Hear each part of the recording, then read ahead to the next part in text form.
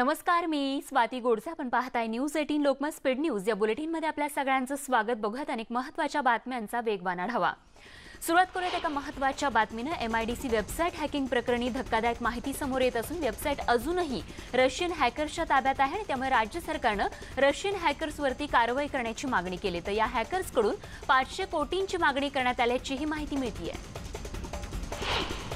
आणि आता मुंबईकरांसाठी एक महत्त्वाची आनंदाची बातमी. मान्सूनचं आगमन होण्यासाठी आता परिस्थिती अनुकूल असल्याची माहिती हवामान खात्याने दिली आहे. गेल्या 24 तासांमध्ये मुंबईमध्ये येणाऱ्या 24 तासांमध्ये खरं तर मुंबईमध्ये मान्सूनचं आगमन होणार आहे. मुंबईमध्ये पूर्व मोसमी पावसानं शहर आणि उपनगरात दमदार हजेरी लावली आहे. तर 11 ते 15 जून दरम्यान मुंबई आणि ठाण्यासह कोकणला अतिमुसळधार पावसाचा इशारा देण्यात आला आहे. तर हवामान विभागानं दिलेल्या इशाऱ्यानुसार रत्नागिरीत अतिमुसळधार पाऊस कोसळण्याची शक्यता वर्तवण्यात आली. जिल्ह्यात 200 मिलीमीटर पर्यंत पाऊस पडण्याचीही शक्यता आहे आणि त्यामुळे 10 आणि 11 या दरम्यान कालावधीत जिल्ह्यात कर्फ्यू लावण्यात येईल अशी देखील माहिती जिल्हाधिकारी लक्ष्मीनारायण मिश्रा यांनी पत्रकार परिषदेत दिली आहे. या कालावधीत जिल्ह्यातील खेड, चिपळूण, राजापूर या नगरपालिका आणि 31 गावं धोकादायक असल्याचीही माहिती त्यांनी दिली आहे. पुण्यातील आग दुर्घटना प्रकरणात कंपनीच्या मालकावरती सदोष मनुष्यवधाचा गुन्हा जो आहे तो दाखल करण्यात आला आणि त्यांना अटकही करण्यात आली आहे. निकुंज शहा असं SVS कंपनीच्या मालकाचं नाव आहे. कंपनीला लागलेल्या आगीत तब्बल 18 जणांचा मृत्यू झाला होता. तर SVS कंपनीच्या आग लागून झालेल्या दुर्घटनेत गावातीलच गीता दिवाडकर यांचा जणू मृत्यू झालाय. दिवाडकर यांच्या कुटुंबाची कहाणी अत्यंत मन हेलावून टाकणारी आहे. पती भारत दिवाडकर यांना नोकरी नसल्यानं गीता स्वतः कामाला जाऊन कुटुंबाचा उदरनिर्वाह चालवत होत्या. कुटुंब चालवण्यासाठी आणि मुलांना उच्च शिक्षण मिळावे यासाठी पडेल ते काम त्या करत होत्या आणि गीता यांच्या जाण्यानं आता त्यांची 2 मुलं पोरकी झाली आहेत. मुळशीतील आग दुर्घटनेत जीव गमावलेल्या मृतांना पंतप्रधान नरेंद्र मोदींनी श्रद्धांजली वाहिली. तसंच मृतांच्या कुटुंबियांच्या दुःखात मी सहभागी असल्याचं मोदींनी म्हटलंय. तर पुण्यातील आगीची दुर्घटना ही अत्यंत हृदयद्रावक असून ही घटना ऐकून मोठं दुःख झालं असल्याचं ट्विट केंद्रीय गृहमंत्री अमित शहांनी केलंय. या घटनेत जखमी झालेले कामगार लवकर बरे होत अशी देवाकडे प्रार्थना करतो असंही शहांनी म्हटलंय.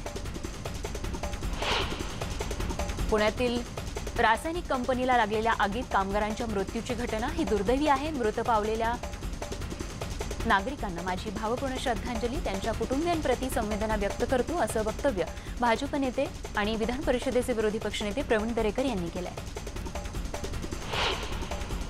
मुळशीतील कंपनीला लागलेल्या आगीनंतर आता कंपन्यांमध्ये घुसून पाहणी करणं गरजेचं असून ते काम आता आम्ही करणार असल्याचं अभिनेते आणि दिग्दर्शक प्रवीण तरडे यांनी म्हटलंय. तर आज मुख्यमंत्र्यांनी पंतप्रधानांची जी भेट घेतली त्या भेटीदरम्यान मोदींसोबत व्यवस्थित चर्चा झाली असून त्यांनी सर्व विषय गांभीर्यानं ऐकून घेतले असल्याची माहिती देखील मुख्यमंत्र्यांनी दिलेली आहे. राज्याचे जे विषय आम्ही मांडले आहेत त्याची माहिती घेऊ असं आश्वासन देखील मोदींनी दिलंय.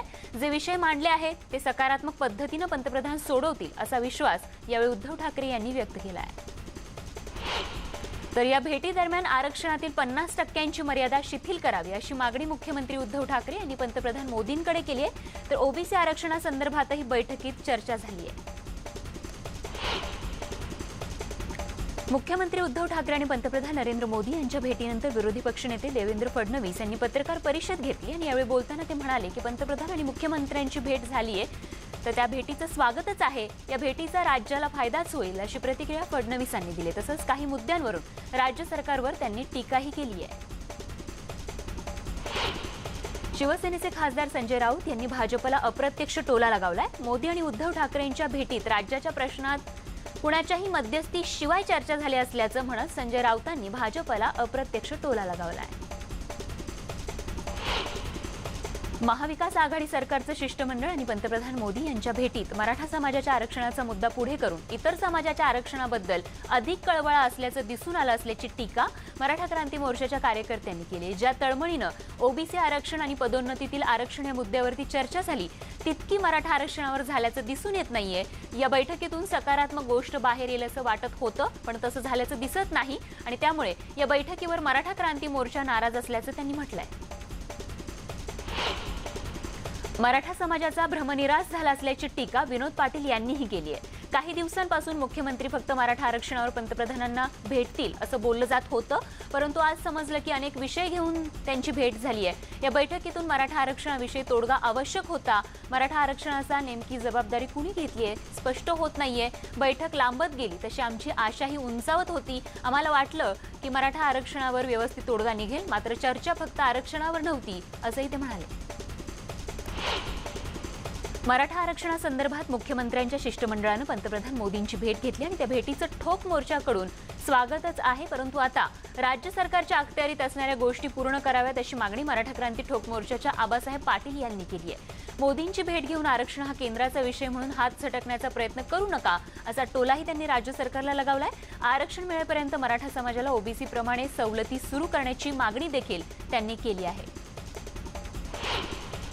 खासदार नवनीत राणांसंदर्भातली महत्त्वाची बातमी। खासदार नवनीत राणांचं जात प्रमाणपत्र मुंबई हायकोर्टाकडून रद्द करण्यात आलं आणि त्यामुळे नवनीत राणांची खासदारकी धोक्यात आली आहे। खासदार नवनीत राणा यांचं जात वैधता प्रमाणपत्र हे खोटं असल्याबाबत आनंदराव अडसूळ यांनी उच्च न्यायालयात याचिका दाखल केली होती आणि त्यावर निकाल देताना उच्च न्यायालयानं जात प्रमाणपत्र हे रद्द करून नवनीत राणांना 2 लाखांचा दंडही ठोठावलाय। हे जात प्रमाणपत्र 6 आठवड्याच्या आत शासनाला जमा करण्याचे आदेशही देण्यात आले। तर खासदार नवनीत राणा यांचं जात वैधता प्रमाणपत्र हे खोटं असल्याबाबत माजी खासदार आनंदराव अडसूळ यांनी उच्च न्यायालयात दावा दाखल केला होता। या दाव्याचा निकाल आज घोषित करण्यात आला। उच्च न्यायालयानं या घटनेवरील घोटाळा असल्याचं मत नोंदवून खासदार नवनीत राणा यांचं जात प्रमाणपत्र हे रद्द करून त्यांना 2 लाखांचा दंड ठोठावलाय। तसंच हे खोटं जात प्रमाणपत्र 6 आठवड्यांच्या आत आता शासनाकडे जमा करण्याचे आदेश देखील देण्यात आले। अमरावतीच्या खासदार नवनीत राणा खासदार यांची खासदारकी धोक्यात आली आणि त्यामुळे आज अमरावती शहरातील राजकमल चौकात शिवसेनेच्या वतीनं प्रचंड जल्लोष करत मोठ्या प्रमाणावर फटाक्यांची आतषबाजी करत आनंदोत्सव साजरा करण्यात आला। शिवसेनेचे माजी खासदार आनंदराव अडसूळ आणि सुनील भालेराव यांनी राणा यांच्या निवडणुकीला आव्हान देणाऱ्या याचिका उच्च न्यायालयात दाखल केल्या होत्या। लस जागतिक निविदा प्रक्रिया रद्द होण्यामागे केंद्र सरकारचं राजकारण असल्याची प्रतिक्रिया काँग्रेस प्रदेशाध्यक्ष नाना पटोले यांनी चंद्रपुरात दिली आहे। राज्य आणि मुंबई महापालिकेची जागतिक निविदा प्रक्रिया असफल ठरवण्यामागे केंद्राचं राजकारण आहे। पंतप्रधान मोदी यांनी 75% लसीकरण केंद्र सरकार करणार असल्याचा निर्णय जाहीर केलाय, मात्र सर्वांना मोफत लस मिळावी ही काँग्रेसची भूमिका आहे। आंतरराष्ट्रीय पातळीवर देशातील सत्तेचा दबाव असतोच, तसा यावेळी देखील होताच असं देखील पटोलेंनी म्हटलंय। ते चंद्रपूरमध्ये बोलत होते। आमचा चेक तयार आहे असं विधान महाराष्ट्राच्या मुख्यमंत्र्यांनी केलं होतं आणि त्यांचे 5 ते 6 हजार कोटी वाचले आहेत आणि हेच पैसे त्यांनी 12 बलुतेदारांना द्यावेत अशी मागणी भाजपचे मुख्य प्रवक्ते केशव उपाध्ये यांनी केली आहे। आम्ही एका चेकने 12 कोटी लस घेऊ अशी विधानं महाविकास आघाडीतील सर्व नेत्यांनी विशेषतः मुख्यमंत्र्यांनी केलं होतं आणि त्यावरून उपाध्ये यांनी मुख्यमंत्र्यांवर हल्लाबोल केलाय।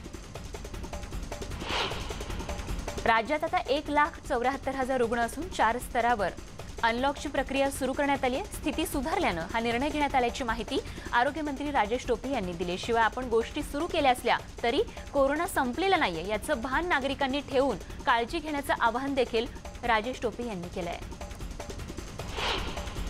आरोग्य विभागात जम्बो भरतीचा निर्णय अखेर जाहीर करण्यात आलाय। तब्बल 2226 पदं भरती केली जाणार आहेत। आरोग्यमंत्री राजेश टोपेंनी या संदर्भात आरोग्य विभागात लवकरच जम्बो भरती केली जाईल अशी माहिती दिली होती आणि अखेर राज्य सरकारने याबद्दल आदेश काढलाय। आरोग्य विभागात एकूण 2226 पदांची जम्बो भरती होणार आहे आणि या संदर्भात आता माहिती जाहीर करण्यात आली आहे। भारतातील सर्वात विश्वासार्ह कंपनी म्हणून ओळखल्या जाणाऱ्या बिस्लेरीने एक पुढाकार घेतलाय। जागतिक पर्यावरण दिनाच्या निमित्तानं पर्यावरणाच्या संरक्षणाचा विचार करता शुद्ध प्लास्टिक अलगीकरण म्हणजे सिग्रिगेशन आणि कलेक्शन सेंटर सुरू करण्यात आलेलं आहे आणि हे भारतातील पहिलं वैलं सेंटर आहे। द बॉटल्स फॉर चेंज या उपक्रमांतर्गत या सेंटरची स्थापना करण्यात आली आहे। वारकऱ्यांसाठी महत्त्वाची बातमी। माऊलींचा पालखी सोहळा काढणारच असल्याचं म्हणत वारकऱ्यांनी टोकाची भूमिका घेतली आहे। आषाढी वारीचा माऊलींचा सोहळा निघणारच, आम्हाला सोहळ्यापासून शासन रोखू शकत नाही अशी माहिती वारकऱ्यांच्या बैठकीनंतर बंडातात्या कराडकर यांनी दिली आहे। नियमांचं पालन करून आम्ही सोहळा करणार असल्याचं देखील कराडकरांचं म्हणणं आहे। लॉकडाऊनच्या निर्बंधांमध्ये शिथिलता दिल्यानंतरचा आज दुसरा दिवस आहे. मात्र दुसऱ्या दिवशी देखील नागपूरमध्ये रस्त्यांवर मोठी गर्दी बघायला मिळते. दरम्यान नागपूर कोरोनामुक्त झाल्यासारखी गर्दी या ठिकाणी दिसून येत असल्यानं ही चिंतेची बाब समोर येते आहे. रेल्वेचा ब्रिटिश काळात बांधण्यात आलेला हॅकॉक पुलाचं बांधकाम आता अंतिम टप्प्यात आलेलं आहे.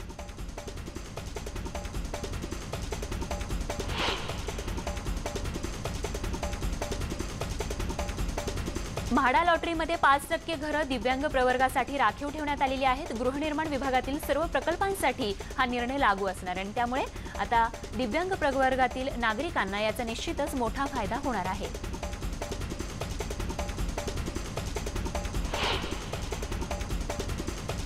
वृद्ध पत्नीला मारहाण करणाऱ्या मारकुट्या पतीला अखेर अटक करण्यात आली असून पोलिसांनी सुमोटोद्वारे त्याच्यावरती गुन्हा दाखल केलाय. बातमी नागपूरमधून. नागपूरमध्ये वर्धा मार्गावरील डबल डेकर पुलाचा मोठा तुकडा कोसळला असल्याची घटना घडली. सुदैवानं या घटनेत कुठलीही जीवितहानी झालेली नाहीये. बातमी औरंगाबादमधून. औरंगाबादमध्ये शेतकऱ्यांनी पीक विम्यासाठी हे असं आंदोलन केलंय. गंगापूर या ठिकाणी आंदोलन केलं असून राज्य सरकारनं आणि कृषी विभागानं फसवणूक केली असल्याचा आरोप या शेतकऱ्यांनी केलाय. नागपूरमधून बातमी पावसासंदर्भातली. नागपुरात मान्सूनपूर्व पावसानं जोरदार हजेरी लावली आणि त्यामुळे जिल्ह्यातील शेतकऱ्यांना निश्चितच मोठा दिलासा मिळालाय. पावसाच्या सरींनी शेतकरी आता कामाला लागले. मुख्यमंत्री उद्धव ठाकरे यांनी शिष्टमंडळासह पंतप्रधान नरेंद्र मोदी यांच्या निवासस्थानी नवी दिल्लीच्या निवासस्थानी जाऊन त्यांची भेट घेतली. राज्याचे केंद्राकडे प्रलंबित विषय मार्गी लावण्याची विनंती यावेळी मुख्यमंत्र्यांनी पंतप्रधानांकडे केली आहे. यावेळी उपमुख्यमंत्री अजित पवार, सार्वजनिक बांधकाम मंत्री अशोक चव्हाण हेही उपस्थित होते आणि या भेटीनंतर महाराष्ट्र सदन इथे झालेल्या पत्रकार परिषदेत मुख्यमंत्र्यांनी या भेटी दरम्यान कोणकोणत्या मुद्द्यांवरती चर्चा झाली त्याची माहिती दिली. मागच्या 1 वर्षापासून शाळा बंद असल्यामुळे विद्यार्थ्यांना घेऊन जाणाऱ्या स्कूल बस, व्हॅन, ऑटो यांचे व्यवसाय पूर्णपणे बंद आहेत आणि त्यामुळे या व्यवसायावर अवलंबून असणाऱ्या सर्व लोकांचे रोजगार गेले. मागच्या 1 वर्षांपासून त्यांना उपासमारीची त्यांच्यावरती वेळ आलेली आहे. तर सर्व व्यवसाय हळूहळू आता पूर्ववत होण्याची वाट खरं तर हे सगळे नागरिक बघत आहेत. तर सरकारने या व्यवसायाला मदतीचा हात द्यावा यासाठी आपल्या मागण्या मांडण्यासाठी नागपूरमध्ये हे असं या स्कूल बस व्हॅन संघटनेनं आंदोलन केलं. यावेळी त्यांनी मासिक 10,000 अनुदान देण्याची देखील सरकारकडे मागणी केली आहे.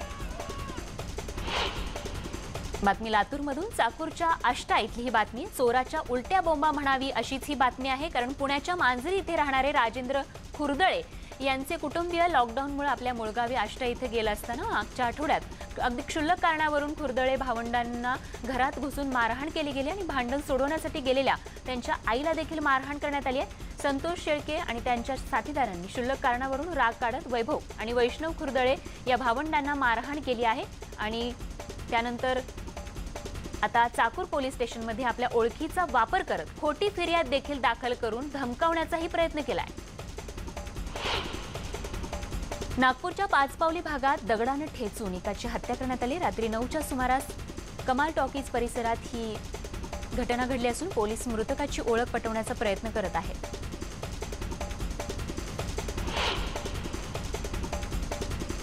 आणि या सगळ्या महत्त्वाच्या बातम्यांसोबतच स्पीड न्यूज या बुलेटिनमध्ये एक छोटासा ब्रेक घेऊन लगेचच परत येतो. बघत रहा न्यूज 18 लोकमत.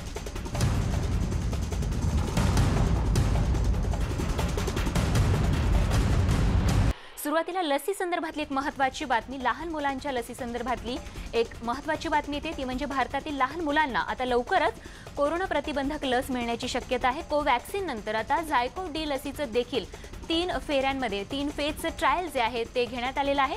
मुंबईतील नायर रुग्णालयात 3ऱ्या टप्प्यातील ट्रायल होणार आहे. तर झायडस कॅडिला कंपनीचं झायकोव डी लस देण्यात येणार आहे. तर 50 मुलांची या लसीची ट्रायल घेतली जाणार आहे.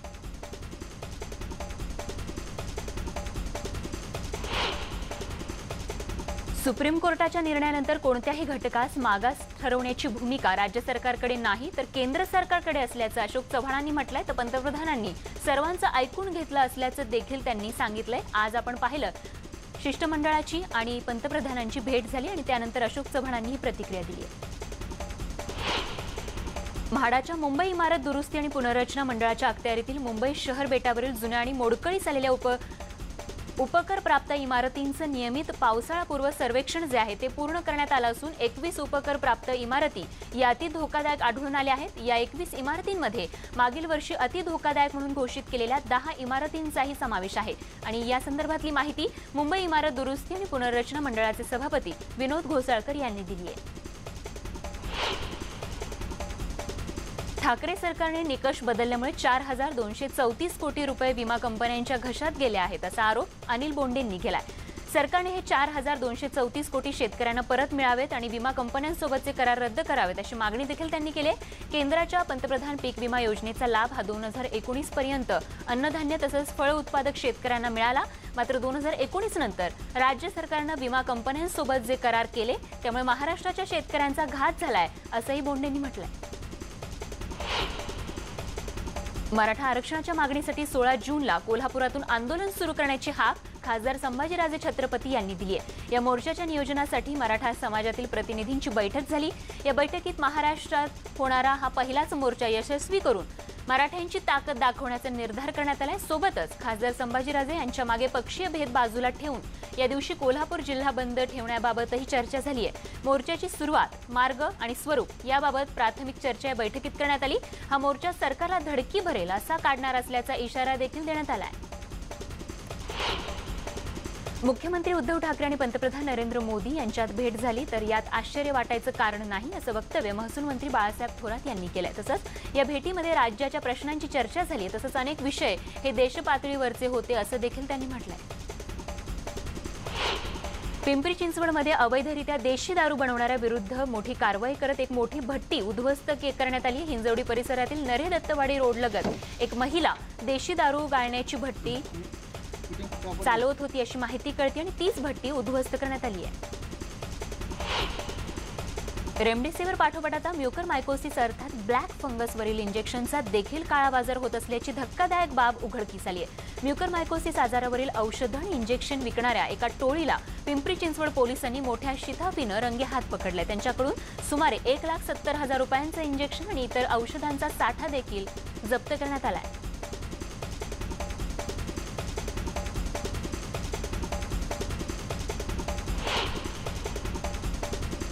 आणि या सगळ्या महत्त्वाच्या बातम्यांसोबतच स्पीड न्यूज या बुलेटिनमध्ये वेळ झाली इथेच थांबण्याची। ताज्या बातम्यांसाठी बघत रहा न्यूज 18 लोकमत।